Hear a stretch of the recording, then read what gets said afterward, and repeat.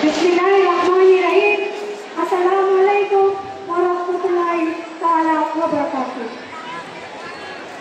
May courtesy and respect sa ama ng Sultan Kudarat, ang aking ama, Haji Datu Ahmad Tukaw Mastura, mga kasamahan ko sa Sangguniang Bayan, sa ating mga panahon pandangan, Johar Magkagi, Registered Social Worker, Representative of Mount Provia Boxing, Police Master Sergeant Elsie Maraingan, of course, sa aming Municipal Administrator, Banjo Mangkot, our former ABC President, Bapa Norman Uto, Department Heads, Employees, Barangay Officials, daycare workers, parents, graduates, and visitors, isang magandang umaga sa ating lahat.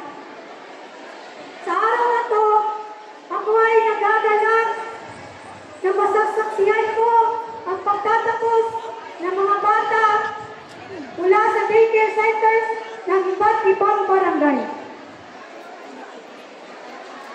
Nakaka-proud na makita natin na napagtagumpayan nila matapos ang unang hakbang sa pag-aaral, ang ECCD o Early Child Care Development.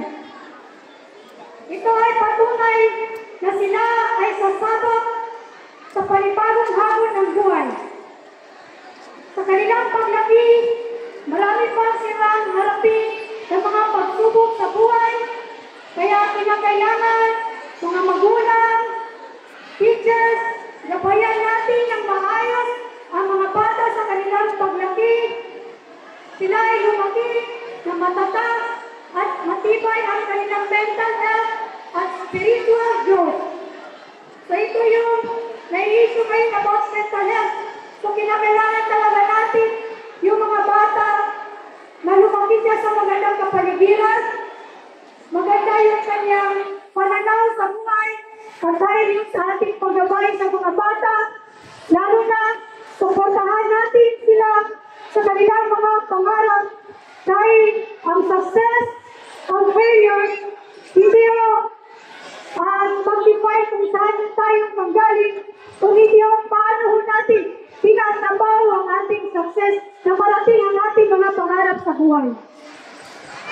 Bilang inyong God, focus person, ito ay napili kong programa, ang edukasyon. Bilang inyong God-focused person, patuloy akong magbibigay ng suporta sa daycare centers sa ating munisipyo.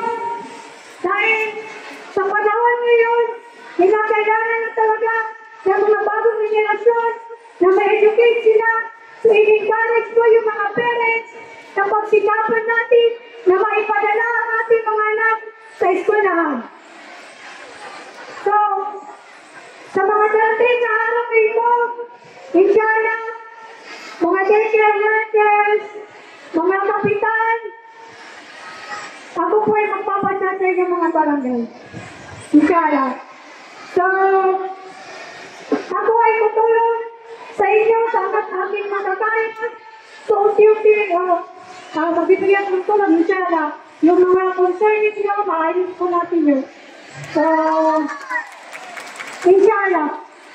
So, ito may gusto kong pagdumulan yung mga pangangailangan nyo sa daycare centers ninyo.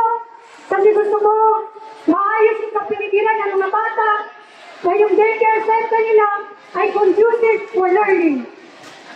So, bago po ako magtapos, gusto ko pong pasalamatan ang mga barangay officials, mga daycare workers, parents, sa inyong pagsuporta sa ating mga programa dahil hindi ko po rin po ito kayang gawin kung hindi sa pagtulong niyo po. So, hopefully, sa sumusunod na taon, ma-improve pa po natin ang sistema ng pagtulong at mga pangangailangan natin sa daycare center. Kaya magtulungan po tayo sa pagbigay ng magandang edukasyon sa mga bata. Hanggang dito lang po.